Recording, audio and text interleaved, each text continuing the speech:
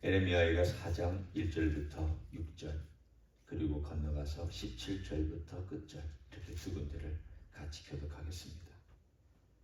슬프다 어찌 그의 금이 빛을 잃고 순금이 변질하였으며 성소의 돌들이 거리 어기마다 쏟아졌는고 순금에 비할 만큼 보배로운 시온의 아들들이 어찌 그리 도저나가 만든 질 항아리같이 여김이 되었는고 들깨들도 젖을 주어 그들의 새끼를 먹이나 딸 내 백성은 잔인하여 마치 광야의 타조 같도다. 젊은이가 목말라서 혀가 이 천장에 붙으며 어린 아이들이 떡을 구하나 떼어줄 사람이 없도다. 맛있는 음식을 먹던 자들이 외롭게 거리거리에 있으며 이전에는 붉은 옷을 입고 자라난 자들이 이제는 거름더미를 안하도다. 전에 소돔이 사람의 손을 대지 아니하였는데도 순식간에 무너지더니 이제는 딸 내 백성의 죄가 소돔의 죄악보다 무겁도다. 17절로 넘어갑니다. 우리가 헛되이 도움을 바람으로 우리의 눈이 상하며 우리를 구원하지 못할 나라를 바라보고 바라보았도다. 그들이 우리의 걸음을 엿보니 우리가 거리마다 다 다닐 수 없으며 우리의 끝이 가깝고 우리의 날들이 다하였으며 우리의 종말이 이르렀도다. 우리를 뒤쫓는 자들이 하늘의 독수리들보다 빠르며 산 꼭대기까지도 뒤쫓으며 광야에서도 우리를 잡으려고 매복하였도다. 우리의 굽김 곧 여호와께서 기름 부으신 자가 그들의 함정에 빠졌으며 우리가 그를 가리키며 전에 이르기를 우리가 그의 그늘 아래에서 이방인들 중에 살겠다 하던 자로다. 우수 땅에 사는 딸 에돔아 즐거워하며 기뻐하라. 자니 네게도 이를지니 네가 취하여 벌거벗으리라. 딸 시온아 네 죄악의 형벌이 다하였으니 주께서 다시는 너로 사로잡혀 가지 아니하게 하시리로다. 딸 에돔아 주께서 네 죄악을 벌하시며 내 허물을 드러내시리로다. 아멘. 어제의 소망의 메시지 이후에 다시 4장에 보면 절망의 메시지가 에레미야를 덮습니다.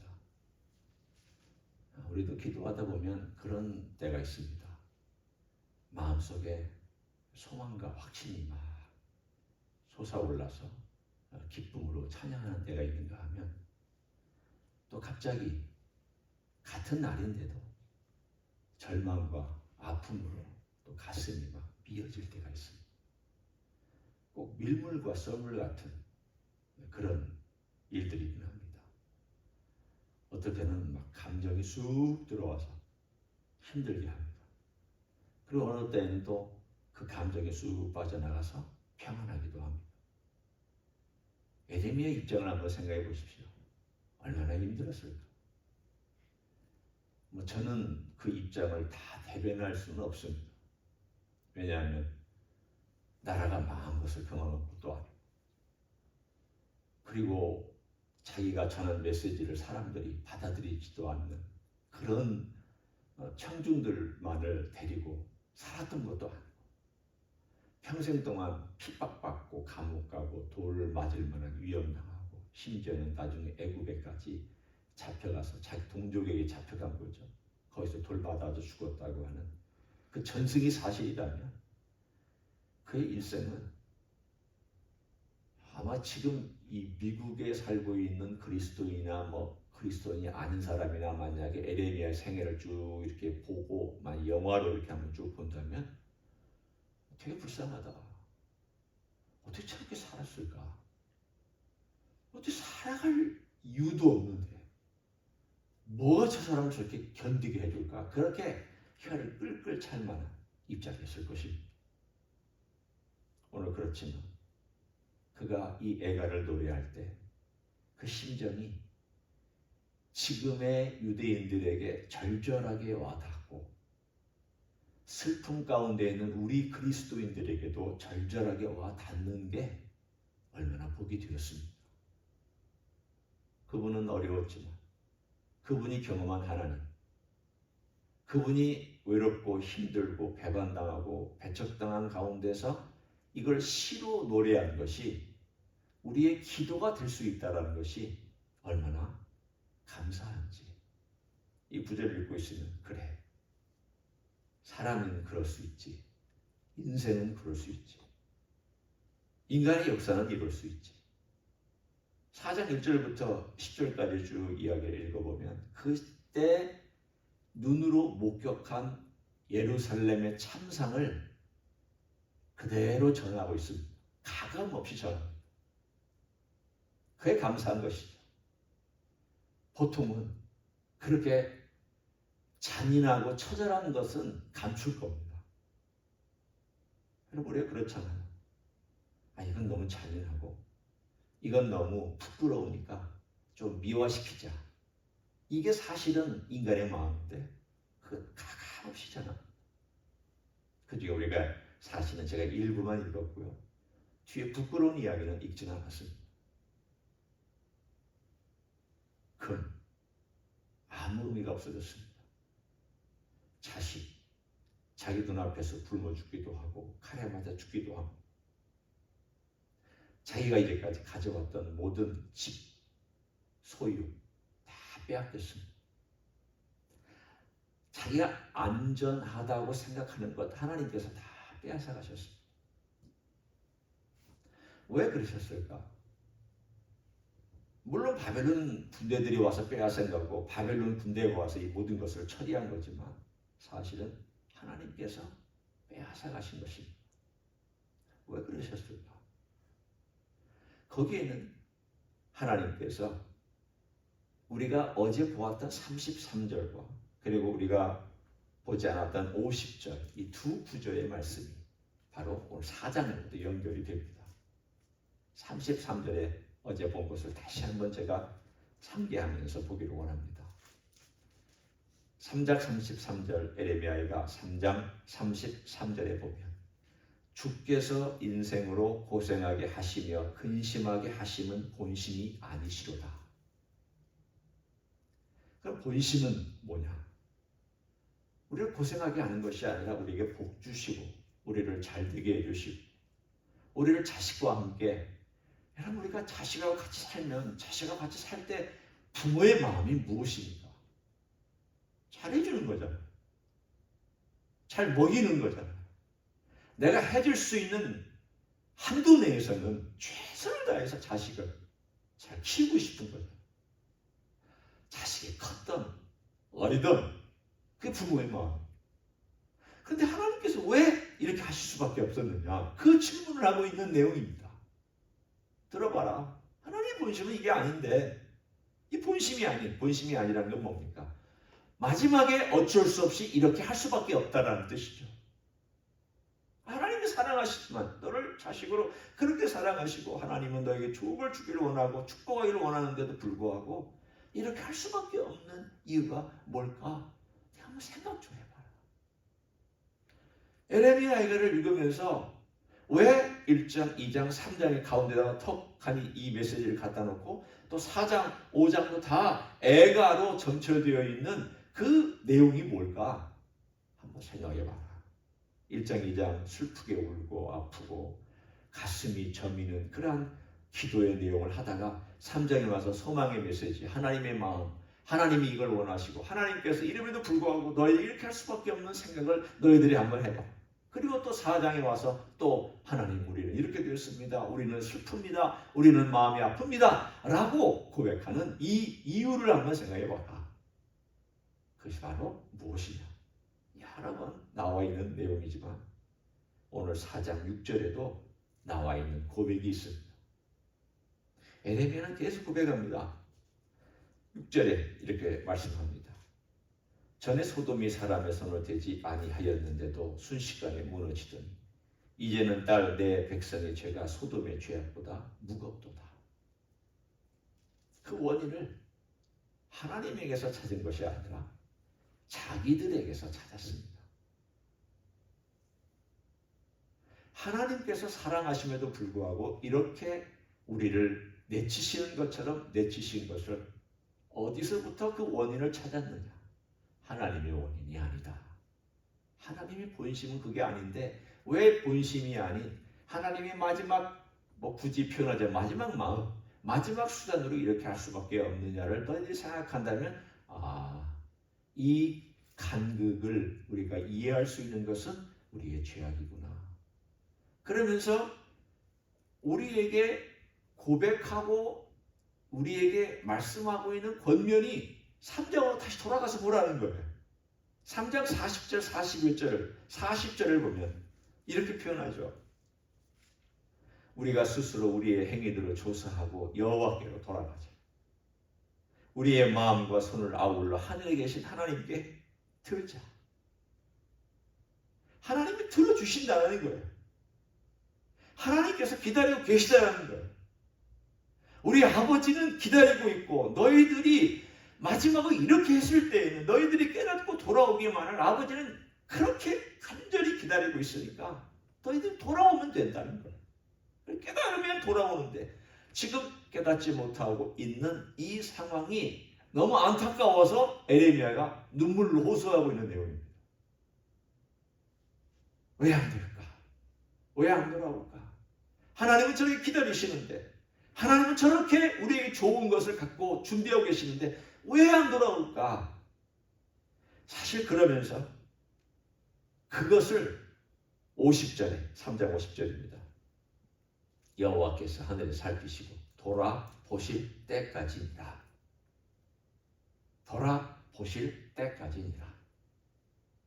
바꿔 얘기하면 하나님의 정한 때가 있는데 그 하나님의 정한 때가 하늘에서 이렇게 살피시다가 그래 너희들이 나를 향하여 찾고 있는 제가 지금 임으로 얘기하는 것입니다. 찾고 있는 숫자가 찼다. 예를 들어 분량이 찼다. 너희들이 기도의 분량이 됐다. 너희들이 나를 향하여 흘린 눈물이 양이 되었다. 어떤 그런 이건 지금 제가 여러분에게 상상해서 말씀드리는 거예요. 이 본문은 하나님이 살피신다는 그 단어 때문에 제가 그렇게 말씀드리는 거예요. 하나님께서 그 내용을 살피시고 때가 됐다. 이제 내가 돌이키겠다. 그들을 돌아오게 하겠다. 그때까지 우리는 이 죄악과 씨름하며 우리의 현실과 씨름하며 그때까지 가야 한다는 것을 암시해주고 있습니다. 우리의 눈의 눈이 비늘이 언제 벗겨질까요? 뒤에다가 보면은 이 사람들이 그 비늘이 안 벗겨져서 이 나라 쳐다보고 애굽 쳐다보고 처음에는 바벨론 쳐다봤다가 그 전에는 아수르 쳐다봤다가 이스라엘 또 그 다음에는 바벨론 쳐다봤다가 애굽 쳐다봤다가 그리고는 다윗 왕가는 하나님께서 영원히 다윗 왕가를 축복해 주시고 왕위가 없어지지 아니하겠다라고 말씀하셨으니까 사무엘하 7장에 그렇게 분명히 말씀하셨으니까 우리가 다윗 왕가를 바라보면 되겠거니 다 엉뚱한 것만 바라보고 있었습니다. 눈이 비늘이 벗겨지지 않았습니다. 제가 그 비슷한 메시지가 고린도서 3장에도 있기 때문에 여러분에게 소개해드립니다. 고린도서 3장에 보면 비늘이 벗겨지지 아니하고 수건이 벗겨지지 아니한 유대인 이야기가 나옵니다. 그들은 아직도 그 딱딱한 비늘, 두꺼운 비늘이 벗겨지지 않아서 알지 못한다. 그러면서 고린도 후서 3장 16절에 이렇게 말씀합니다. 그러나 언제든지 주께로 돌아가면 그 수건이 벗겨지리라. 주는 영이시니 주의 영이 계신 곳에는 자유가 있느니라. 우리가 다 수건을 벗은 얼굴로 거울을 보는 것 같이 주의 영광을 보며 그와 같은 형상으로 변화하여 영광에서 영광에 이르니 곧 주의 영으로 말미암음이니라. 오늘 18절에 보면 두 가지가 나와 있습니다. 수건이 벗겨진 사람이 있고 수건이 쓰여진 사람이 있습니다. 혹은 다른 표현으로 얘기하면 비늘이 눈을 덮고 있는 사람이 있고 비늘이 벗겨진 사람이 있습니다. 그런데 우리의 경험으로 보면은 우리 어떤 영역들에 혹은 내가 살고 있는 어떤 부분이 있어서 아직도 비늘이 벗겨지지 아니하여서 전혀 문제의식을 깨닫지 못하고 살아가는 그런 영역들이 있습니다. 어떤 때는 모르죠. 어떤 때는 알면서도 벗기지 않을 때가 있습니다. 어떻게 해야 되느냐? 네, 주님이 벗겨주셔야 됩니다. 누구처럼? 바울처럼. 바울이 스스로 자기 비밀을 벗겨내지 않았습니다. 자기 내가 비밀이 있구나. 이 비밀을 벗겨내자. 손으로 뭐 어떻게 하든지 인간의 수단 방법을 동원해서 비밀을 어떻게 벗겨내는 수고는 어떻게 걷어내지 않았습니다. 누가 해주셨습니까? 주님께서 전격적으로 그 앞에 나타나셔서 그러하여 비밀이 있다는 것을 눈이 멀게 하심으로 신체적으로도 알게 하셨습니다. 그래서 그 3일 동안 눈이 멀었습니다. 눈에 꺼풀이 덮여버렸습니다. 바꿔 얘기하면 네 인생이 그러셨다는 거예요. 네 인생이 이렇다는 거죠. 네가 나를 어떻게 알았느냐. 네가 나를 안다고 했는데 너는 비밀이 덮여 있었다. 네가 그렇게 나를 향한 열심을 가지고 있었는데 그 열심이 다 이런 비밀로 덮여 있던 것들이었다. 그 3일 동안 깜깜한 밤 가운데 그가 하나님께서 그에게 덮어줄 비밀을 보여주시는 가운데 하나님께 회개하고 기도하고 주님 제가 잘못했습니다. 제가 주님을 향한 열심이라고 생각했는데 그게 주님을 향한 열심이 아니라 주님을 핍박한 거였습니다. 저는 주님을 위해서 일한다고 했는데 오히려 주님 믿는 사람들을 핍박하고 죽이기까지 했으니 제 죄가 너무 큽니다. 그렇게 3일 동안 그가 회개하고 주님을 묵상하고 바라보고 그리고 아나니아가 와서 그에게 안수해 줬을 때에 그의 눈에서 비밀이 껍질이 벗겨졌다고 되어 있습니다. 누가 벗겨주신 것입니까? 주님께서 벗겨주신 것입니다. 우리의 삶에 가만히 뒤돌아보면 주님의 사랑이구나. 내 눈에서 여전히 아직도 벗겨져야 될 것들이 여전히 남아있지만 어떨 때는 모른 채 남아있죠. 어떨 때는 이게 내 비밀일까? 이게 날 덮고 있는 막일까? 여전히 잘 보지 못하고 여전히 잘 판단하지 못하는 이게 내 비밀일까? 그렇게 느껴지는 어떤 것들. 그렇다면 우리는 주님께 이렇게 기도할 필요가 있습니다. 주님 은혜로 저의 비밀을 벗겨주십시오. 저의 치우친 생각을 바로잡아 주십시오. 제가 여전히 어리석게 생각하는 것이 있다면 그 어리석음을 보게 해주십시오.